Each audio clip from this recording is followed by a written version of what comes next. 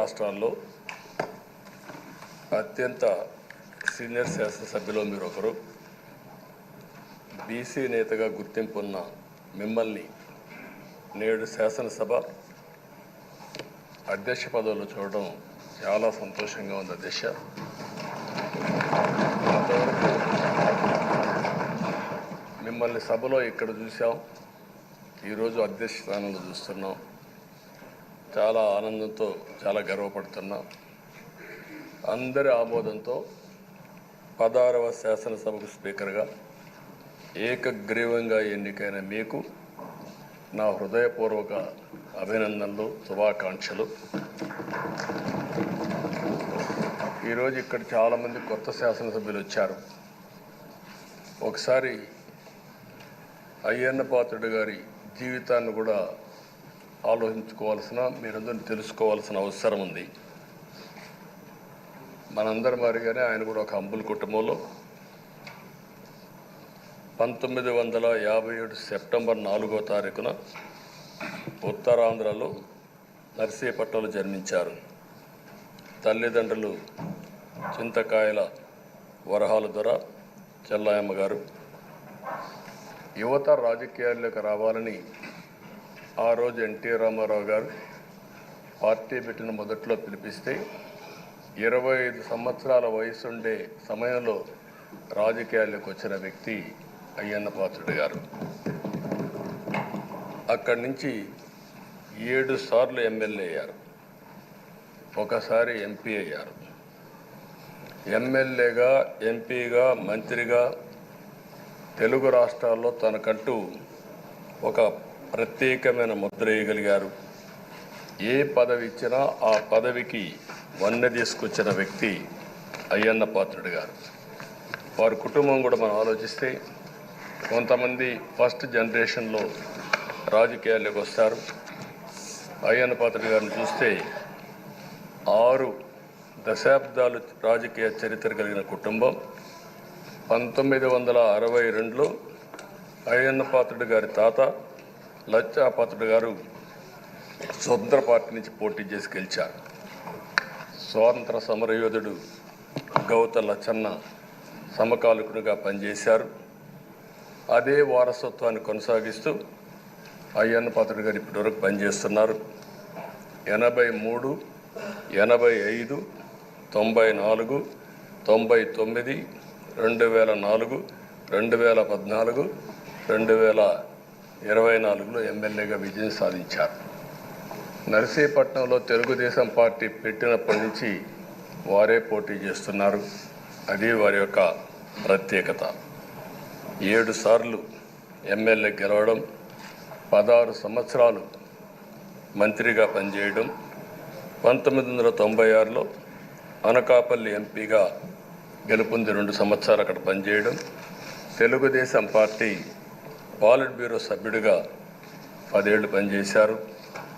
Technical education, రోడ్లు, భవనాల శాఖ, అటవీ శాఖ, పంచాయతీరాజ్ శాఖ మంత్రిగా బాధ్యతలు నిర్వహించారు. 3 సార్లు R&B మినిస్టర్గా పనిచేశారు.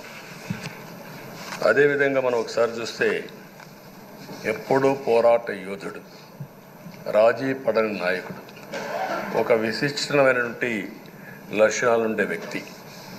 తెలుగు రాష్ట్రాల్లో ఏ మారుమూల ఎవరిని అడిగినా అయ్యన్న పాత్రుడు గారిని గురించి చెప్తారు. 66 సంవత్సరాలు, ఇప్పుడు కూడా ఫైర్ బ్రాండే, చనిపోయే వరకు ఫైర్ బ్రాండ్గానే ఎక్కడ దాంట్లో రాజీనే లేదు. అదే మరి ఇంకొక పక్కన చూస్తే తనకంటూ ఒక ఇమేజ్. అదే సమయంలో లాయల్టీ ఫ్యాక్టరీలో కరుడు గట్టిన పసుపు యోధుడుగా పార్టీలో ఇంతవరకు ఉంటారు, ఎప్పటికీ ఉంటారు. అది ఆయన ప్రత్యేకత. నీతి, నిజాయితీ, నిబద్ధత ఇవన్నీ ఉణికిపుచ్చుకొని రాజకీయం చేశారు. 42 సంవత్సరాలు. ఇప్పుడు చాలామంది ఫస్ట్ టైం వచ్చేవాళ్ళు ఉన్నారు, కొంతమంది రెండోసారి వచ్చేవాళ్ళు ఉన్నారు. 42 సంవత్సరాలు ఒక నియోజకవర్గం అంటి పెట్టుకొని నర్చర్ చేసి 7 సార్లు గెలవడం అనేది ఒక అరుదైన అనుభవం. చాలామందికి 2-3 సార్లుగా ఫెట్టెక్కి వస్తుంది. అక్కడి నుంచి మనుషులు మారిపోతూ ఉంటాం. అలాంటి సందర్భంలో ఎప్పుడు కూడా రాజీ పడకుండా పనిచేశారు. 42 సంవత్సరాలుగా పసుపు జెండాను మోస్తూనే ఉన్నారు. పార్టీని కన్న తల్లిగా భావించే నాయకుడు, పోరాట యోధుడు. ఎప్పుడు కూడా రాష్ట్రంలో అభివృద్ధి చేయడమే కాకుండా ఉత్తరాంధ్ర అభివృద్ధి కోసం, ప్రత్యేకంగా విశాఖపట్నం అభివృద్ధి కోసం ఎనలేని కృషి చేసిన నాయకుడు అయ్యన్న పాత్రుడు గారని చెప్పి కూడా నేను మీకు తెలియజేస్తున్నాను.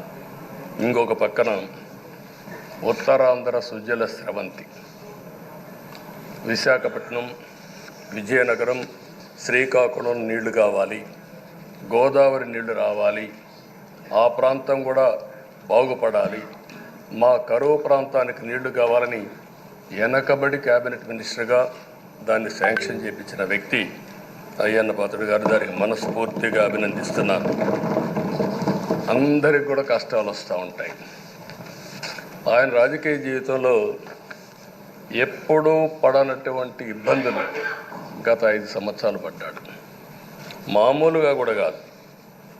తన ఇంట్లోకి 100 మంది పోలీసులు పంపించారు. గోడలు పగలగొట్టారు. రాత్రిపూట భయంకరమైన వాతావరణాన్ని క్రియేట్ చేశారు. ఒక స్టేషన్లో కాదు, అనేక పోలీస్ స్టేషన్లో కేసులు పెట్టారు. రాత్రుల్లో దేశపోయి స్టేషన్ టు స్టేషన్ తిప్పారు. ఎక్కడా భయపడలా, ధైర్యంగా ఉన్నాడు. 23 కేసులు పెట్టారు. అందులో దగ్గర 10 కేసులు ఒక సిఐడిని పెట్టారు. అయితే రాజీలేని పోరాటం చేసి మనోనిబ్బరంతో ముందుకు పోయిన వ్యక్తి. కడాన మనందరం గుర్తుపెట్టుకోవాల్సింది 60 సంవత్సరాలు, 62-63 సంవత్సరాలు ఉండే వ్యక్తి పైన అత్యాచారం కేసు కూడా పెట్టారు. ఇవన్నీ కాకుండా అంటే ఎలాంటి పాలకులు ఉన్నారు, ఎలాంటి జరుగుతాయి అనేదానికి ఒక ఉదాహరణ ఇవన్నీ జరిగాయి. అయితే ఒక్క విషయం ఉండే సభ్యులందరికీ విజ్ఞప్తి చేస్తున్నాను. ప్రతి ఒక్క నాయకుల్లో కూడా ఒక స్ఫూర్తిదాయకమైన సంఘటనలు ఉంటాయి. అందుకే ఇన్నిసార్లు గెలుస్తారు. అలాంటి మన అయ్యన్న పాత్రుడు గారిలో ఉండే మంచి పాజిటివ్ పాయింట్స్ అన్నీ కూడా మీరు కూడా ఆలోచించుకోవాల్సిన అవసరం ఉంది. ఒక వ్యక్తి చట్టసభకు రావడం ఒక అరుదైన గౌరవం. ఇది ఒక అవకాశం. కొన్ని లక్షల మందిలో ఆ అవకాశం మనకు వస్తుంది. ఆ అవకాశంతోనే మనం అందరం ఇక్కడికి వచ్చాం. అయితే మనం అందరం గుర్తుపెట్టుకోవాల్సింది, మనల్ని ఎంపిక చేసిన ప్రజలకి ఏం చేయాలి, తాత్కాలికంగా ఏం చేయాలి, ఒక టైం బౌండ్ ప్రోగ్రాంలో ఏం చేయగలుగుతాం, దీర్ఘకాలంలో ఏం చేయగలుగుతామో మనం అందరం ఆలోచించుకొని అలాంటి సమస్యల్ని పరిష్కారం చేయాల్సిన బాధ్యత మనందరి పైన ఉంది. అంతేకాకుండా ఈరోజు ఎక్కుండే ఎమ్మెల్యేలందరినీ కోరుతున్నాం, మనందరి పైన ఒక పవిత్రమైన ఉన్నతమైన బాధ్యతని తెలుసుకొని నడవాల్సిన అవసరం ఉంది. చట్టసభల్లో సభ్యుల ప్రవర్తన, వ్యాఖ్యలు, చర్చలు, మనం ఏదో ఇక్కడ అపోజిషన్ ఉంటే అపోజిషన్కే జవాబుదారితనం, వాళ్ళ మీద మాట్లాడాలనే ఆలోచన కాకుండా మనం మాట్లాడే విషయాలు రాష్ట్రం మొత్తం ప్రజలంతా వాచ్ చేస్తూ ఉంటారు. మీ నియోజకవర్గంలో ఉండే ప్రజానీకం వాచ్ చేస్తారు, రాష్ట్రం అంతా వాచ్ చేస్తారు. ఒక సభ్యుడిగా మీరు సమర్థవంతంగా పనిచేస్తే ఎక్కడ లేని గౌరవం వస్తుంది. దానికి మనందరం కృషి చేయాల్సిన అవసరం ఉంది. అయితే ఓసారి బాధేస్తుంది, గడిచిన 5 సంవత్సరాలు శాసనసభ అంటే చాలా భిన్నంగా నడిచింది. ఎంతో పవిత్రమైన శాసనసభను గత ప్రభుత్వం ఒక వికృతమైన పోకడలు, నీచ రాజకీయాలు, వ్యక్తిత్వ హననానికి ఒక వేదికగా చేశారు. ఇదే అసెంబ్లీలో దూషణలు, బూతులు, విక్రింతలు, కక్ష సాధింపులు, మైకు లేకుండా పోవడం ఒకటి కాదు, చాలా సమస్యలు వచ్చాయి. అదే సమయంలో ఫస్ట్ టైం వచ్చిన ఎమ్మెల్యే బాధ్యతారాహిత్యంగా 6-7 సార్లు గెలిచిన ఎమ్మెల్యేని విక్రించడం, బూతులు తిట్టడం చాలా వల్గర్గా ప్రవర్తించే పరిస్థితికి వచ్చారు. ఆ రోజు ప్రభుత్వం యొక్క వైఫల్యాల్ని క్వశ్చన్ చేస్తే వాళ్ళపైన సభలోనే దాడి చేయడం, నీచంగా మాట్లాడడం, వాళ్ళ మనోభావాలు దెబ్బతీయడం, ఇవన్నీ చేసే పరిస్థితికి వచ్చారు. ఇక్కడుండే నాయకులు నేను చూశాను. ఆ రోజు తెలుగుదేశం పార్టీ 23 మంది గెలిచాం. జనసేన లేరు, బీజేపీ లేరు. కానీ ఆ 23 మందిని గెలిచినాక ఇదే అసెంబ్లీకి వస్తే వాళ్ళు ప్రవర్తించిన తీరు మీరు చూస్తే చాలా బాధాకరంగా ఆ రోజు పనిచేసే పరిస్థితికి వచ్చారు. ఆ రోజు ఒక్క విషయం మీరు చూస్తే, నేను కూడా ఇదే హౌస్లో చాలా బాధపడిన సందర్భం రోజు ఉంది. మెంబర్స్ అందరం ఉన్నాం. నన్ను గురించి, నా కుటుంబాన్ని గురించి ఇష్టానుసారంగా మాట్లాడితే కనీసం యాక్షన్ తీసుకోవడానికి నాకు మైక్ ఇవ్వమని అడిగాను. మేము నిరసన తెలియజేసి ఎడతామని మైక్ అడిగితే మైక్ ఇవ్వలేదు. ఇవ్వకుండా మీరు చూస్తే మామూలు సంఘటన కాదు. ఆ రోజు నేను ఒక మాట చెప్పాను, ఇది గౌరవ సభ కాదు, మీరు నాకు మైక్ కూడా ఇవ్వడం లేదు. మైక్ ఇవ్వకపోయినా నేను స్టేట్మెంట్ ఇవ్వాలి కాబట్టి ఇచ్చెడతాను రికార్డు కోసం అని చెప్పి గట్టిగా లేచి ఇదే సీట్లో కూర్చొని ఆ రోజు నేను చెప్పింది అదే వర్డ్స్ మీకు రిపీట్ చేస్తున్నాను.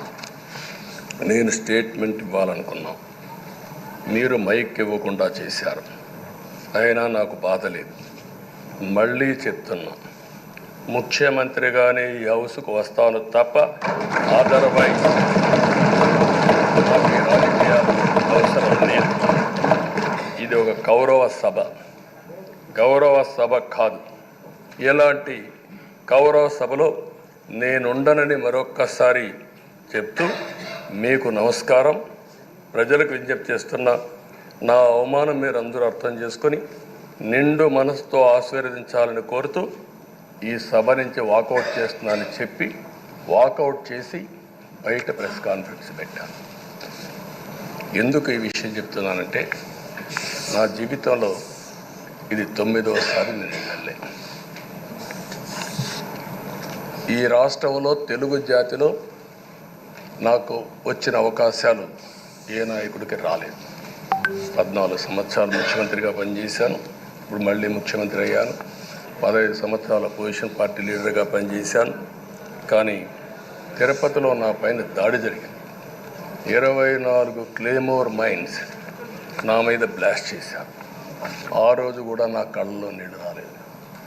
మొట్టమొదటిసారిగా ఎలాంటి సంబంధం లేని నా సతీమణి పైన ఆరోపణలు చేశారు.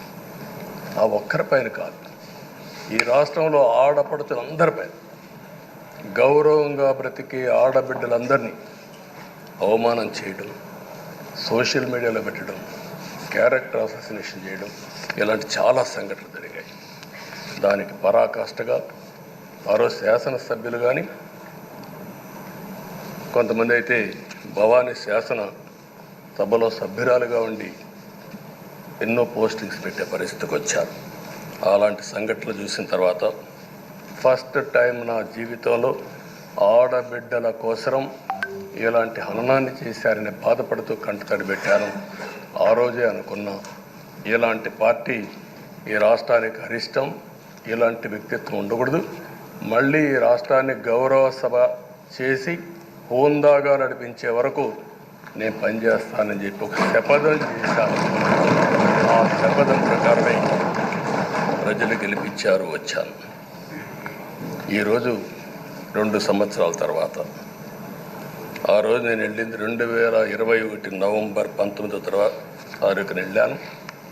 నిన్న మీ అందరి ఆశీస్సులతో, ప్రజలందరి యొక్క ఆమోదంతో ఈ సభలోకి ఎంటర్ అయ్యాం.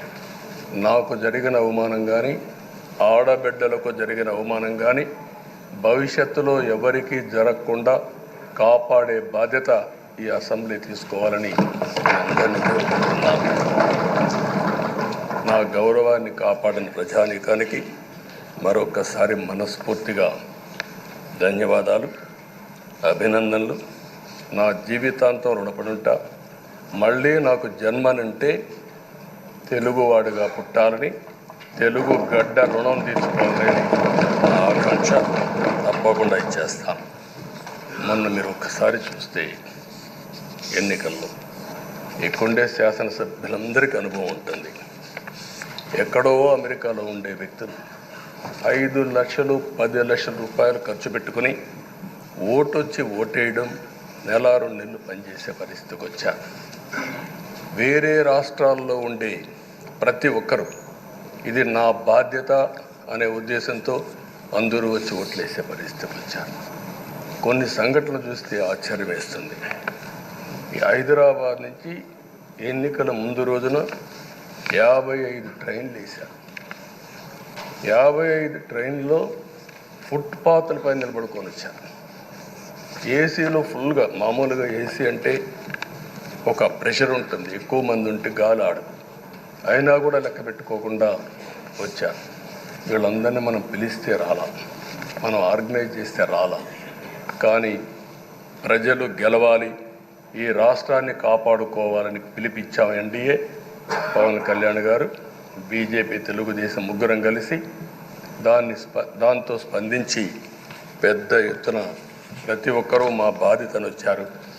అదే మాదిరిగా పేదవాడు భోజనం తెచ్చుకొని బస్సుల్లో వచ్చి ఓటేసి మళ్ళీ వెళ్ళారు. అంటే అంత అభిమానం చూపించారు. వాళ్ళ రుణం తీర్చుకోవాల్సిన బాధ్యత ఈ సభ పైన ఉందని చెప్పి మీ అందరికీ తెలియజేస్తున్నా. ఆ బాధ్యతని మన కళ్ళ ముందు ఎప్పుడూ కనపడవలసిన అవసరం ఉంది. ఈరోజు రాష్ట్రం విధ్వంసమైన రాష్ట్రాన్ని మళ్ళీ గాడిన పెట్టాలి. మంత్రులందరం ప్రమాణ స్వీకారం చేశాం. పవన్ కళ్యాణ్ గారు అందరం కూడా చేశాం. కానీ ఈరోజు ఒక్కసారి ఆలోచిస్తే ఎక్కడున్నామో తెలియని పరిస్థితి, ఎంత అప్పు ఉందో తెలియని పరిస్థితి, చాలా సమస్యలు ఉన్నాయి. అయితే ప్రజలు మంచి ఎమ్మెల్యేలు ఎన్నుకున్నారు.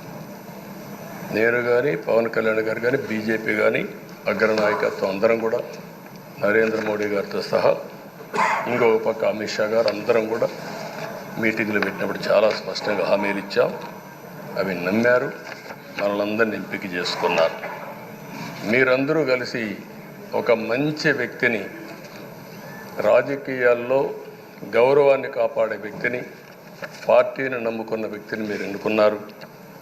ఈరోజు మనందరం కూడా గుర్తుపెట్టుకోవాల్సింది, ఇక్కడికి వచ్చినప్పుడు అవతల పార్టీ వాళ్ళు కూడా మనం ఎగతాళి చేయాల్సిన అవసరం లేదు.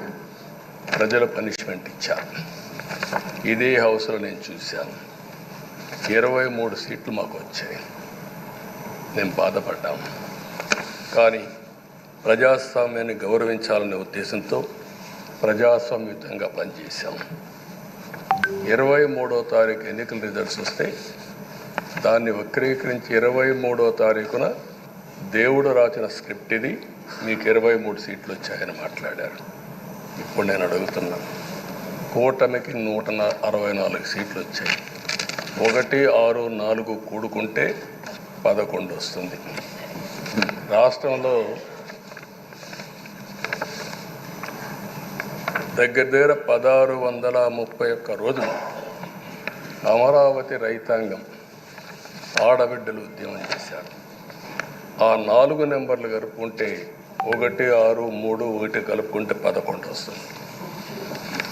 అంటే ఇది కూడా భగవంతుడి స్క్రిప్ట్ అయినా కూడా నేను మాట్లాడడం లేదు, నేను కామెంట్ చేయడం లేదు. ఈరోజు ఉంటే వాళ్ళకు కూడా అర్థమయ్యేది. వాళ్ళు ఉండకుండా పోవడం అనేది వాళ్ళ పిరికితనం తప్ప ఇంకోటి కాదని చెప్పి కూడా నేను మీకు తెలియజేస్తున్నా. అయితే నేను ఇక్కడుండే సభ్యులను కూడా మిమ్మల్ని కోరుతున్నా, మనం ప్రజా సమస్యలపైన దృష్టి పెట్టాలి తప్ప వీళ్ళ మీద కాదని చెప్పి కూడా నేను మీకు తెలియజేసుకుంటున్నాను. ఆ రోజు పవన్ కళ్యాణ్ గారిని అసెంబ్లీ గేటు కూడా తాకనీయం అని పెద్ద డైలాగులు చెప్పారు. 21 సీట్లలో పోటీ చేసి 21 సీట్ని గెలిపించారు.